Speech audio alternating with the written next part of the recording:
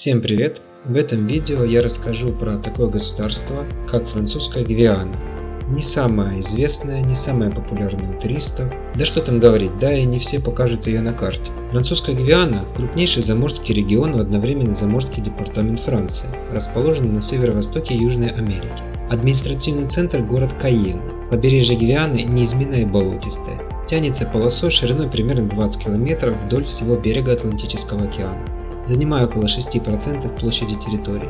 Вся остальная часть Гвианы – лесистое плоскогорье, с высотами, достигающими 850 метров. Темпы прироста населения Французской Гвианы самые высокие в Южной Америке. Население сконцентрировано в узкой прибрежной полосе, внутренние районы почти безлюдны. Официальным языком является французский. Более 90% территории покрыто лесом, в том числе ценных пород – красная, розовая, тиковая, мускатная, мора и другие. Выращивается сахарный тростник, почти весь идущий на производство рома. Кроме того, культивируются бананы, цитрусовые, маниок, рис. Животноводство развито слабо. Также крупный промысел креветок у побережья. Основные экспортные товары – золото, лесоматериалы, ром, креветки. В Гвиане жаркий, влажный, субэкваториальный климат. Круглый год здесь температура не ниже 25 градусов, а летом и вовсе может достигнуть плюс 37. Весь год здесь очень влажно, даже в сухое время года влажность может быть 100%. Из достопримечательностей, коих немного, можно отметить Иль-дю-Дябль, Дьявольский остров. В 18 веке на острове была открыта колония для уголовных преступников, который считается одной из самых страшных в истории. Очень жаркий климат, скалистые берега и океан с сильным течением, наполненный акулами, делали побег из нее практически невозможным. Здесь отбывали наказание те, о ком хотели забыть навсегда. Убийцы, фальшивомонетчики, враги государства. Ведь тропические эпидемии и ядовитые твари не давали прожить более 5 лет. Здесь можно посмотреть на руины тюремных корпусов, полюбоваться природой, множество пальм, попугаев ара, морские черепахи. Космодром Куру. Здесь, благодаря близкому расположению от экватора, был построен один из важнейших космодромов мира, занимающийся полосу 20 на 60 км. Запуски российских ракет с космодрома Куру проводились в рамках сотрудничества Роскосмоса и Европейского космического агентства. Французская Гвиана является одним из немногих мест в мире в зоне с экваториальным климатом, где растительность очень хорошо сохранилась. Природные влажные вечнозеленые тропические леса охватывают 3/4 территории страны. Эти леса характеризуются богатым разнообразием видов. В нем можно найти деревья до 50 метров высотой. К ценным видам относятся махагони и сейбы. В лесах распространены эпифиты и лианы. На побережье растут мангровые заросли. Очень распространенным является пальма, особенно на побережье. На юге и в высокогорных районах есть небольшие участки влажных саванн с высокой травой. Всего известно около 8000 видов растений. Фауна Французской Гвианы является подобной фауне Бразилии и имеет значительное видовое разнообразие. В одной только Гвиане было идентифицировано более 220 видов млекопитающих, более сотни из которых летучие мыши. Среди крупных млекопитающих достаточно распространенным являются такие редкие виды, как ягуар и пума, тапировые виды, на деревьях проживает много видов обезьян нового света, в реках распространены кайманы. Большой богатый мир птиц. В лесах также есть много видов насекомых, в том числе крупных и ядовитых пауков и тарантул, что типично для Южной Америки. Огромное разнообразие птиц, похожее количество наблюдается в Гайане и северных Андах. Среди них можно выделить гвианского скального петушка. Среди хищников встречаются гарпии, хохлатые орлы. Под угрозой исчезновения находятся солнечные аратинга. В лесах обитают также находящиеся под угрозой исчезновения черный кайман. Сразу хочу сказать, что из перечисленных далее видов фауны некоторые встречаются не только в Гвиане, но и в соседних странах. Но чтобы рассказать о всех видах, может идти не один час, поэтому кратко отмечу таких как майконг – хищное млекопитающее семейство псовых, единственный современный вид рода, в переводе с греческого означает «хитрая собака». Майконг населяет главным образом лесистые травянистые равнины, в сезон дождей встречается и в горных районах. Охотиться предпочитает по ночам в одиночку, реже парами, почти всеяден. Питается мелкими грызунами, сумчатыми ящерицами, лягушками, птицами, рыбой, черепашьими яйцами, насекомыми, в основном прямокрылыми, а также крабами и другими ракообразными. Охотно ест ягоды, овощи и фрукты, фиги, бананы и манго. Иногда похищает цыплят и уток, не брезгует падалью. Рацион сильно зависит от времени года. В засуху животные отстреливают, как переносчиков бешенства. Оцелот – хищное млекопитающее семейство кошачьих, обитающее в Америке. Его популяция сосредоточена в тропических лесах, открытых пространствах оцелот избегает. Оцелоты живут поодиночке и охотятся прежде всего ночью. Во время дневной жары любят прятаться в дуплах деревьев. Несмотря на отличные способности залезать на деревья и камни, охотятся на земле. К добыче оцелотов относятся преимущественно небольшие млекопитающие и птицы, однако иногда и не брезгуют и змеями. Наиболее крупные экземпляры оцелота осиливают также небольших ослов и свиней. Анцилла – хищное млекопитающее семейства кошачьих. Анциллы обитают в субтропических лесах, предпочитая влажные, вечнозеленые, горные, туманные леса на высоте до 3000 метров над уровнем моря. Анцилла практически неизученный вид. Видимо, она ведет одиночный образ жизни, активно преимущественно ночью, а днем отдыхает в ветвях деревьев. Следующее млекопитающее также семейство кошачьих – моргай. Обитает во влажных, густых, вечнозеленых лесах Южной и Центральной Америки вплоть до Мексики. Длина тела составляет до 80 см, не считая 40-сантиметрового хвоста. Вес около 5-6 кг. В общем и целом длиннохвостая кошка выглядит как более мелкий экземпляр родственного ей оцелота. Образ жизни одиночный, ночной. Питается прежде всего грызунами и птицами. Далее ягуарунди.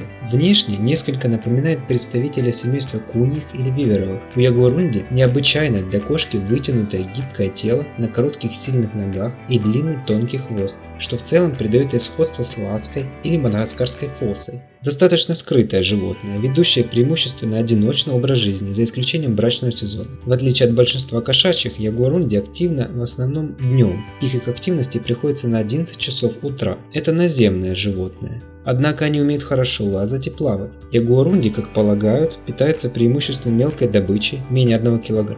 Разнообразными мелкими млекопитающими, рептилиями, птицами, лягушками, рыбой. Но может поймать и сравнительно крупную добычу, такую как опоссум или броненосец. Также хочу отметить несколько млекопитающих из семейства куньих. Тайра, гурон или гризон. Обыкновенная насуха – это небольшое млекопитающее из рода насух, семейства енотовых, распространено только в Южной Америке. Кинкажу – хищное млекопитающее из семейства енотовых. Большой мазама – один из видов мазам, обитающих в лесах только Южной Америки. Афалина – вид дельфинов, один из 3 видов рода афалина. Белобородый пекари – единственный вид рода, служит объектом охоты. Бархатные складчатогубы – род летучих мышей. Гайанский ревун – примат из семейства паукообразных обезьян. Бразильский агути – грызун из семейства агутиевых.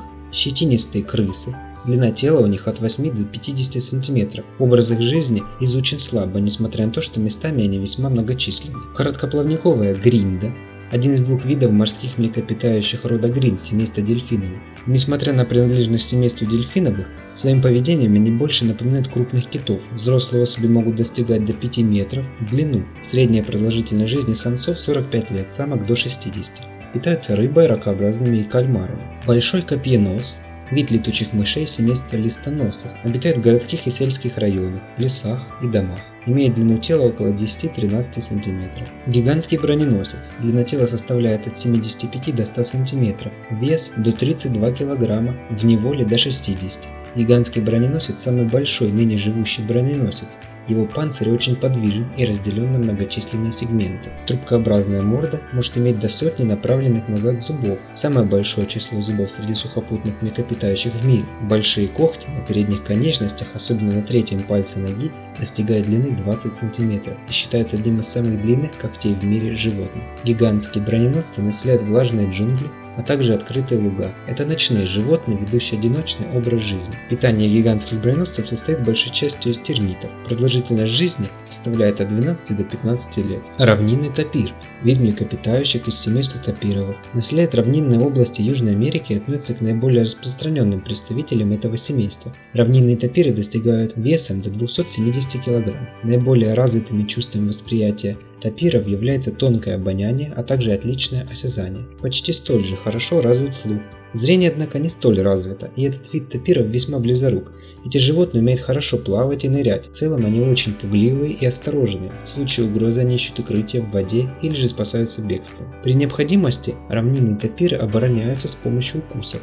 К естественным врагам относятся пумы, ягуары и крокодилы. Как и все тапиры, равнинные ведут одиночный образ жизни. Если 2 особи встречаются, то их поведение в отношении друг друга является, как правило, весьма агрессивным. Краснорукий тамарин – вид игрунковых обезьян. Краснорукий тамарин обитает в северо-восточной части Южной Америки. Его ареал включает следующие страны – Гайана, Суринам и Французская Гвиана. Эти приматы активны днем. Большую часть времени проводят в кронах деревьев, передвигаясь на четвереньках или прыжками. Они питаются фруктами, насекомыми, нектаром и соков деревьев. Саки-монах – это примат средней величины с длинной, лохматой шерстью и пушистым хвостом. Он достигает длины тела от 37 до 48 см, при длине хвоста до 50. Вес составляет примерно от 2 до 3 кг. Эти приматы активные днем обитатели деревьев, которые редко спускаются на землю. Основную угрозу саки-монахам представляет разрушение их жизненного пространства и охота. Пака – вид грызунов. Пака вырастает длиной до 70-80 см, высотой до 30 и весом до 12 кг.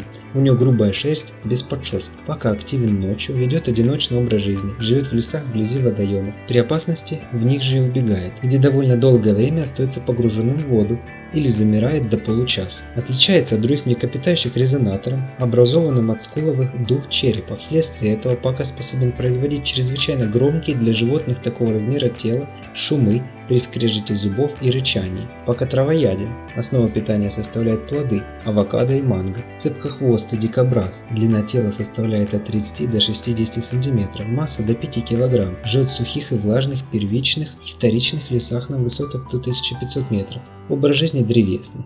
На землю спускается редко, для водопоя. По земле ходит легко, но медленно. Активен ночью, днем спит на высоте около 10 метров. Пойманное животное сворачивается в шар, питается листьями, почками, плодами. Иногда разоряет плантации гуавы, кукурузы и бананов. Используется местным населением в пищу. Продолжительность жизни в неволе составляет около 9 лет. Ну и напоследок гигантский, он же трехпалый или большой муравьед. Самый крупный представитель в отряде неполнозубых. Длина его тела достигает 130 см. Гигантский муравьед ведет наземный образ жизни. Данный вид является отличным пловцом, способным перемещаться по широким рекам. В отличие от карликового муравьеда, он не умеет лазать по деревьям. Как его древесные родственники, он активен преимущественно ночью, но в безлюдных местах нередко бродит и днем, спит до 16 часов в сутки. Ходить по земле, имея такие длинные когти, трудно, и муравьеды вынуждены подгибать когти и опираться на тыльную сторону передних лап. Когтями легко защищаться от врагов. Одним ударом лапы большой муравьед способен выпотрошить собаку или даже убить человека или ягуара.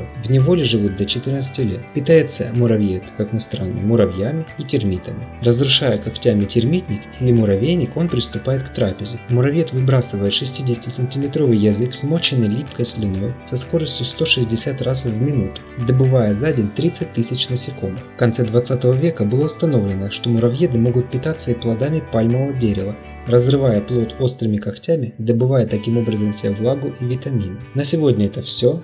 Если было интересно, пишите комментарии. Всем спасибо. Пока.